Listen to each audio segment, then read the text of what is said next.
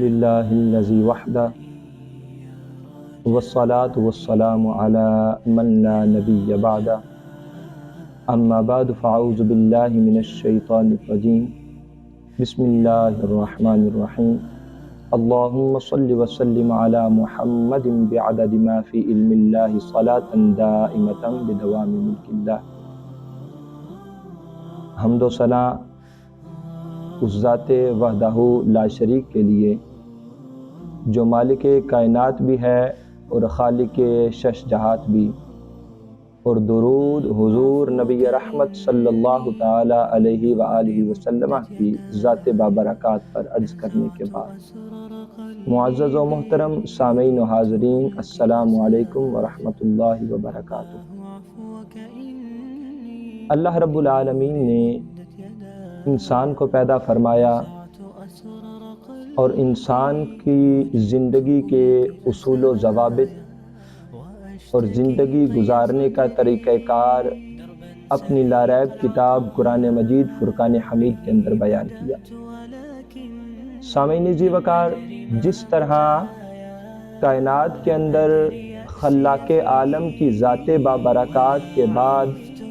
سب سے عظیم تر ذات حضور نبی رحمت صلی اللہ تعالی علیہ وآلہ وسلم کی ذات بابرکات ہے، اسی طرح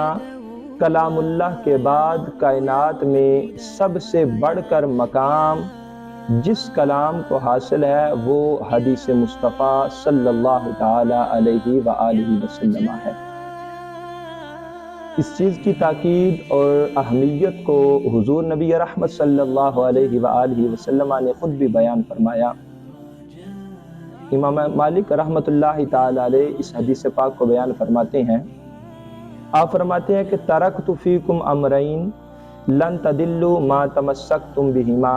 کتاب اللہ و سنت نبیہ، کہ میں تم میں دو چیزیں چھوڑ کر جا رہا ہوں، اگر تم اس کو مضبوطی سے تھامے رکھو گے تو تم کبھی بھی گمراہ نہیں ہوگے۔ ایک کتاب اللہ اور دوسرا فرمایا کہ میری سنت یعنی احادیث مصطفیٰ۔ اگرچہ اللہ رب العالمین نے قرآن پاک کے اندر ہر چیز کا بیان فرما دیا ہے، لیکن اس کے باوجود اگرچہ قرآن تبیانا لکل شیء ہے، اس کے باوجود حدیث مصطفیٰ کی ضرورت بڑی ہی اہمیت کی حامل ہے۔ اب سادی سی ایک مثال سمجھیں، اللہ رب العالمین نے قرآن پاک کے اندر بارہا نماز پڑھنے کا حکم ارشاد فرمایا، اقیم الصلاۃ، نماز کا حکم تو اللہ رب العالمین نے بیان فرما دیا، لیکن قرآن پاک کے اندر کسی بھی جگہ پر اللہ جل وعلا نے اس نماز کی جو رکعات ہیں ان کے متعلق یا نماز کے مفسدات ہیں، اس کے جو واجبات ہیں، فرائض ہیں، یعنی مزید جو اس کی ڈیٹیل ہے اللہ رب العالمین نے وہ چیز بیان نہیں کی۔ اب اس چیز کو سمجھنے کے لیے ہمیں جس چیز کی ضرورت محسوس ہے وہ حدیث مصطفیٰ صلی اللہ تعالی علیہ وآلہ وسلم ہے۔ قرآن کریم ایک اصولی کتاب ہے اور قرآن پاک کے اندر اصول اور کلیات کو بیان کیا گیا ہے، لیکن جب اس اصولی کتاب کی جزیات کو دیکھنے کی باری آئے گی تو اس کے لیے ہمیں حضور نبی رحمت صلی اللہ تعالی علیہ وآلہ وبارک وسلم کی احادیث طیبات کی طرف رجوع کرنا ہوگا۔ تو اس قدر ضروری اور اہمیت کی حامل جو حضور کے فرامین ہیں، آپ کے معاملات ہیں، چاہے آپ کے اقوال ہوں یا پھر وہ تقریری حدیث ہو، ہر طرح کی چیز بڑی ہی اہم حیثیت اور مقام اس دین متین کے اندر رکھتی ہے۔ تو اسی چیز کے پیش نظر اور اللہ جل وعلا کی رضا کو حاصل کرنے کے لیے اور حضور نبی رحمت صلی اللہ تعالی علیہ وآلہ وسلم کی بارگاہ ناز سے فیض یاب ہونے کے لیے اللہ کی دی ہوئی توفیق سے ہم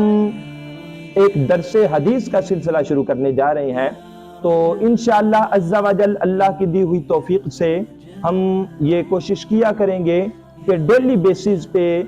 چند ایک احادیث، چاہے وہ ایک ہی ہو، حضور نبی رحمت صلی اللہ علیہ وآلہ وسلم کی عزت والا شان کا ایک فرمان آپ احباب کے گوش گزار کیا جائے گا، اور قرآن و سنت کے مطابق ہی اس کی تشریح کو آپ احباب تک پہنچایا جائے گا۔ تو اللہ کی بارگاہ میں ہمارے لیے دعا کیجئے گا کہ ہم نے اللہ کی رضا کے لیے